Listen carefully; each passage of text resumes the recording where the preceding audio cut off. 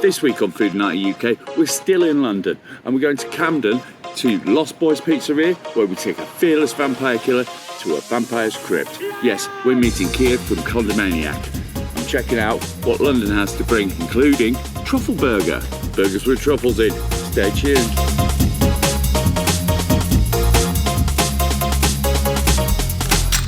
First order of the day was a walk around Denmark Street. And then on to Soho, where I checked out the wonderful truffle burger. Truly delicious. Once I'd finished that, it was on to Camden Market. Then my final destination of the day, Lost Boys Pizzeria in Mornington Crescent, Camden, London, where I met Kier Kemp, known as frontman for Fearless Vampire Killers and the owner of Condimaniac. Hi, welcome back to Foodinati UK, and I'm here with Kier from the Fearless Vampire Killers. Hello.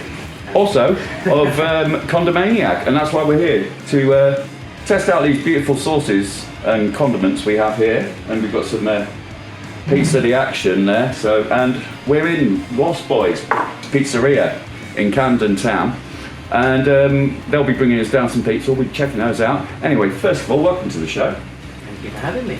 And I saw you the other night over at Tufnell Park Dome for your comeback gig, and it was awesome, I've got to say. A bit of footage should be running around this right now. Yeah, how was that for you, coming back after all this time? I said to you earlier, it's kind of like a bit like your wedding night, a gig. Like that anyway, like back after a while, because there's so many people that like are friends, so many like old friendly faces, and it's just like a big blur, to be honest. But it was incredible. Like, yes. Like, you know, it sold out, and everyone there was just like lovely. It certainly was incredible. Yeah, we were enjoying it. And right on time, here comes the Lost Boys Pizza. Let's have a look at that. Should we just show to camera? Oh, and this is called, was it Dust Till Dawn? Crustal balls. Take on Dust. Yeah, Crustal balls. And you've got meatballs on there, and we've got all kinds of stuff. And a pentagram as well, because that's how we do on Foodinati, yeah, right? Lovely. Yeah. Look at that, black. It's got black dough. Brilliant, charcoal dough. So, anyway, we'll get tucked into that in a minute, because that's when we get on to our food bit. Right, we're doing music right now. Yeah. So, yes, I noticed, like, your crowd don't seem to age either, you know? Yeah, I think they started out really young, and now they're just still young. Like, but like sort of two-tone hair and... yeah, no, it's great. Like, I don't know, I think Fearless Vampire Killers as a band has always been a bit of a kind of safe space for anyone who feels, you know, anyone who's a bit of an outcast maybe, or anyone who just like, anyone who likes places like this. Like, yes. Anyone who's kind of into that sort of subculture and, you know, has a darker kind of taste for life. I love the theatricality of your music. I mean, it reminds, even at like Queen in places, you know, it's got a lot of flourish in it. It's got a lot of like, come on, it's a massive compliment. Like, yeah. We've been trying for years for people to realise that, but I think I always say Fearless Vampire Killers was the worst timed band in the UK. Really? So I thought you would have done well out of the My Chemical Romance sort of comparisons. Oh, we did, but I think we were a bit late for that. So My Chem kind of came out obviously early 2000s. We didn't really become a band until 2000. We didn't become a band until 2008. So they've been knocking around for a while. And just by the time we were kind of getting our footing, like this literally happened. Gerard Way tweeted saying, "Oh yeah, it would have been great. Like just listen to Fearless Vampire Killers. It sound like what I thought, but they're really good. We should have toured together." And then literally about a month later, they split up. Oh, it no. was literally like they're one of my favourite bands. Yeah, one of my favourite bands too. So it's just like one of your heroes finding you, and then they just split up. So by the time we kind of finally got a foothold, emo kind of went away. Music died a death in a lot of ways, especially alternative music, and we had an upward kind of struggle from there.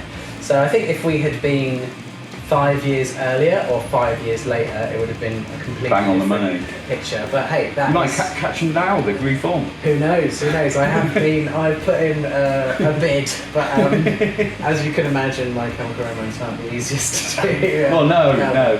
But yes. I mean, like I say, I'm unashamed in the dance music industry. As I say, I listen to metal and rock music. I make dance music. I listen to metal and rock music more than anything else. Nice. And I've worn my Chemical Romance t-shirts to big sort of drum and bass clubs, and I don't care. They're a really good band. Oh, really? They're a really good. Three Cheers for Sweet Revenge is one of my favourite records. There you go. I said it on camera. Take that to the bank. Yeah, damn straight. Like, it's funny how cool they are now. Like, because for ages, if you said you like My Chemical Romance, you were the least cool person in the world. I loved Black Parade. I thought it was an utter triumph, and I really welcome that kind of theatricality in music, and your band does it too. The theatricality and the song sort of subject matter and stuff like that, and it's what you need. Like, nobody wants to hear dreary stuff. It's giving them a bit of showbiz, man, and that's great. That's something we've always said. Yeah, we've got goosebumps there because I like it hitting all the right points. So I'll pay you later. But it's like we're always a big believers in the fact that we're entertainers first and foremost. Damn right. And people pay money, or or you download our songs, or just stream them now, wherever. Yeah. Like very cheap, people buy our stuff to have an experience and to escape things and to not be dragged back necessarily into reality. Like, I know that there is a place for protest bands and things like that, and all good. Some of my favourite bands are protest bands, but Absolutely. with us, it was always about celebrating that kind of escapism element and giving people somewhere else to go and something else to get their teeth into, and having something that actually had substance, which is weird because of the time that we came out, sort of 2008 to sort of maybe or the first time round basically. We were constantly accused of not having substance just because we dressed up. And we were in a time where lots of British bands were trying really hard to look like they didn't care. Yes. And nowadays it's gone full circles because people are dressing up now a lot. It's back again. I know. It's literally like when you see like a band like Wargasm or like there's myriad different bands that are now taking that sort of like day glow aesthetic and just running with it. And good. Sam from Wargasm is a really good friend of mine, and we took Dead on tour. His old band. Right. His old band before Dead, we took them on tour right back in. Well, they're getting the dues now, aren't they? Oh, they're doing really good. All of like Sam, particularly. Like, I love Milky too, but Sam has worked extremely hard for many years, and they deserve every single bit of kind of success that's come to them. So I'm really happy. So, what does the future hold for Fiddlers, Vampire Killers? Yeah. So, I mean, it was the comeback was all a bit It was all a bit stunted because of COVID, like a lot of stuff. It was like we talked about it, and then the world shut down for years. Right. So really now it's almost like it's only just kind of kicked off. I think it feels like Friday, the gig just gone, was the start of what is to come.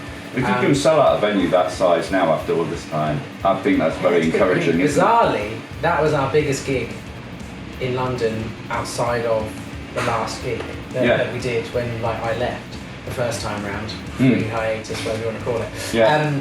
So, which is weird because it's like we've done one-off shows in London before and never sold that many tickets. So it is interesting. Spectacular. It's kind of come round, and there seems to be like a reinvigorated fan base, and people have come and joined later on. A lot of people discovered us whilst we were away too. So wonderful. I guess to answer your question, in future, like we're already writing more music, so we've got to keep the music coming. Absolutely. We've got some hefty plans for very conceptual kind of like basically sort of a body of work that people can really get their teeth into. Cool.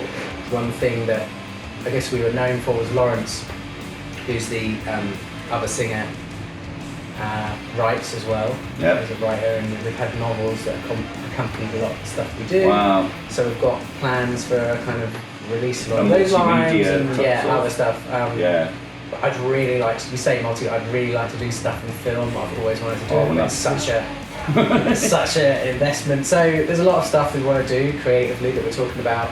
I can see you guys doing a full-on Rocky Horror, man. Oh, mate, honestly, I just want to do a full-on rock opera. Would be my ideal scenario. Why not? But, yeah, look, hey, it's a lot easier now than it was back then, so never say never. But yeah, we've got some lofty goals where that's concerned, and there'll definitely be some more shows and stuff. But yeah, we're just taking it at a time, making sure. I think the benefit of maturing like a fine wine. Yes. Is that you know why you want to do things now. Like in the early days of the band, we were so doggedly determined just to achieve that next step. Yes, absolutely. But I think ultimately, and it's kind of why I left, we lost sight of enjoying it. Actually. Yes. You don't really stop to look around to quote a movie, but you don't, and you miss it. And I certainly noticed that with my career. It's like we worked for about a year to get our spot at Glastonbury, and then we did it, and it was great, like that, and I didn't get a chance to enjoy it. You don't think about it, and then as soon as you hit one, I find that especially anyone who's ambitious constantly moves the goalposts. I do this whether it's music, food, whatever I'm involved in, and it's a curse, to be honest. It's something that I need to check myself on. Just sit down every once in a while, take a day off and look at it all. Think about what you've achieved, yeah, but with me, I don't know about you, but I'm sure there's a lot of people that can relate. As soon as you get to one point, you go, right, what's next? I don't like dead time. No, me neither, and that, that's good, that's all part and parcel of being ambitious. And I'm actually just finishing up writing a book as well about obsession. And I think obsession is a powerful good. Yes. It can be, very much. Attention to detail.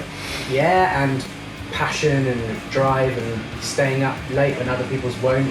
And so my thing is always start with obsession. Always start with something you adore. Yes. And then you'll naturally just stay in the game longer than everyone else. Because you'll be there like a dog with a chew toy, you won't let go. Right? Yeah. But you've got to be very aware of that, and I think that's something I've tried to learn and I'm going to try and pass on, is the fact that obsession is great. You have to self-modulate and be like, not so much rein it in as much as like identify its potential like pitfalls and make sure that you're not like getting into that, digging yourself into a hole. Sure. Know when you're being sharp and know when you're being manic. Right, that's it. And ride the waves when you're there, and you're full of energy. And don't beat yourself up too much when you're not doing it and things aren't going exactly to plan. Absolutely. It's just life, doesn't it? I think that's one thing I've learned. Apart from the odd person you hear about, like on Instagram or the news, like the vast majority of people's journey is not linear. It's like, whoa. Never. Yeah, never. So I try to remind myself. I don't think of everybody I know in the music industry, of which there are many, I don't think any of them have enjoyed a slow upward trajectory. They've had like peaks and troughs and peaks and troughs and peaks and troughs. So, before this goes deadly cold, should we get stuck into it? And we're going to use that as an excuse to switch over to food. We're done music, it's food now. Right, now, I am going to try this. I'm just going to move some of that rocket. Some rocket. A little bit of rocket's good. A little bit of rocket will do. A lot bit of rocket. Now I'm going to put a little bit of this on. Right, now, this is number one on the taste test. Right, what I'm going to do first, in the interest of science, I'm going to take a bite of this without anything, and then I'm going to do it with. So, let's do it. This is just something that we put together that was just like, we call it pizza action. So it's like pizza seasoning. So it's just like pizzery herbs, cayenne. There's a bit of nutritional yeast in there as well, so it's quite a cheesy flavour. Right. You use it for a lot of different things. It's not just for pizza, it's for making other things taste like pizza generally. Right, so that pizza tasted banging already, because it's a fantastic pizza. Let's see if we can make it better. Let's have a go. But it's just like oregano and basil. There's a lovely smokiness from it. And there's a little bit of smoked paprika in there. Smoked paprika is my best friend, I love it. As long as you get the good stuff. There's one kind that we use, that La Chinata one, I think it's called. So it's pimenton, like Spanish smoked. You can't it's just makes all the difference. Absolutely, yeah. I used to put it in with my patties, burger patties. smoked paprika, just a little bit, not too much, and it just lifts the flavour right out. So that, Good. number one. Yeah, so we have that, and that's just like one of our things that sells well, because pretty versatile. I use this in beans all the time. I can see it doing So I well. mostly just have baked beans, and I won't have baked beans without this anymore. Because it just makes it nice Fantastic. and herby and savoury and things like that. So let's have that close-up of that. That's Pizza the Action. Pizza the Action, available from Condimaniac.com. Condimaniac.com. Go check it out, they've got the shop there and everything. I Right. don't need that. Oh yeah, no, we're here to But play. now, Talking of smoky, on the sauces. So, next up, Smoky Dragon. I almost said Smoky Bacon. Smoky Dragon. Very good. Smoky Dragon. Right. No, fun fact, Smoky Dragon. So where would you rate this on the hot scale? It depends. Oh, it says medium here. This is a thing that always is a thing with spicy food. You find that unlike other tolerances like alcohol, things like that, there's such a huge range. You get those people that find like Cumberland sausages spicy, Sure. and So- you get people that will like gnaw down like Carolina Reaper chilies and kind Yeah. of be okay. Yeah, I know a few people like that. They're So irritating. we say it's medium. Like I eat a fair bit of hot sauce, so I'd probably say it's more medium to mild. Somebody who doesn't eat a lot of hot sauce probably thinks it's alright. Went for a hearty dabble on that one. This is actually fun fact. Is actually our first ever hot sauce that we made, Oh, I like that. and this came out. This is exactly the way it came out on the first attempt. That's of developing fantastic. it. Very first sauce, first attempt, and it was just one of those divine things that seemed to come together and work. That's absolutely bang on the money. If you want an everyday sauce, like your Chillulas, like your Frank's wing sauce, all that stuff, but a bit nicer, boom. That's the Jasper right there. That's exactly what we were going for, right? It's an everyday table hot sauce. Not a headbanger. We wanted to go for something that is kind of was like just a nice classic smoky hot sauce, but just with really good ingredients. I bet that bangs on wings. Really Yeah, good for wings. It's really good. And yeah, it's called Smoky Dragon because we used the Komodo dragon chili, which is actually was the hottest domestic chili to the UK. Like it was engineered. Oh, is in it here? the UK, yeah. It's one of ours. Was that the Wiltshire chili farm dudes? No, it was a guy called Salvatore who was based yes. up somewhere in the Midlands. He was some chili grower, Mm. and he like bred it. Right. It's loosely kind of related to the Carolina Reaper and other Naga peppers. Do you grow all your own Top. chilies? We don't, but we partner with a farm in Cornwall Okay. called the Cornish Chilies, funny enough. Yeah. And they grow like 90% of our stuff. So we try Awesome. to get as much of the stuff that we can within the UK. Sure. And then if there's anything we run out off season, there's sometimes a little period we have to get it. But So they're good if you if you find one sauce becoming really popular, can they keep up with the demand of it? yeah, no, they can do as much of the liver as you want. Basically. Oh, that's awesome. Yeah, because I heard something about Pepper X was like, because it's only got a really small growth cycle or something. It only grows at certain times of the year, so you can't have a lot of it. Hence, the last dab hot one sauce is super rare. Yeah, it is. Well, a lot of our stuff does have to be seasonal for that reason. But what we try and do is stock up whilst growing season or harvesting season is roughly kind of July to November in the UK, Right. sometimes October, depending on how warm the summer's been. Yeah. But we try and stock up during that time, so we can bring ourselves through Christmas. And then sometimes there's a little period, depending on how good your planning has been. Yes. prior. I should imagine you've got to be like several months ahead, haven't you, on things? Are you planning now for what you're doing next year? Yeah. So I mean, luckily last year we bought a bunch of extra, so kind of still some of that stuff. Oh, cool. But yeah, around kind of you basically start booking your order for the next batch at the start of next year for that summer. So it's kind of Right. Cool. think about it. But yeah, so that was that one. So it's kind of like, I mean, a lot of our sauces are kind of pretty bonkers, but that one was. I just wanted to do something that was just nice. Lovely aftertaste to it as well. It kind of lingers, but it's like a tingly lingo. It's not kicking your doors down. It's all right. It's all right. So yeah, 2 thumbs fresh for that one. Right now, finally we have the Flying Fox as you can see there. Now this is your headbanger, isn't it? This is your hottest one. Yeah, so that one will take a little while to set in. I always say that to people, like, because they'll take the first bite and they'll be like, oh, that's right. Reapers are like that though. They are. Yes. They creep up on you. So this habanero and Reaper. yeah. So it's blood orange in it as well. yeah, we Very flavored it nice. with blood orange and garlic. So it's basically we wanted to make a super hot sauce that didn't taste like ours. Yes. So many of them. Yeah. Just awful. Yes. Yes. You know, I'm not going to name names because I'm not I excited. am. The bomb. Yeah, the bomb tastes like chemicals. It's like Dave's Gourmet as well, like Dave's and Sandy, all that stuff. They're sauces to prank your mates with. Yeah. Well, I'm going to give it. They're not sauces to actually enjoy. And this guy, this won't be quite as hot as those because it's. Oh, it is a creeper. It Because what you get first is you get the tomato and the blood orange first. That kind of buffers you, and then the chilies start marching in. Yeah. So It's not overtly aggressive. no, it's not hitting. It won't be. It won't ever be as hot as those ones because we don't use any extracts, and that's basically Yeah, they use powder. capsicum like extract, don't they? So Same sort of stuff We're they a put in military weapons. yeah, we're a bit purist with our stuff, in the sense that like we will never use extracts. We don't even like using water.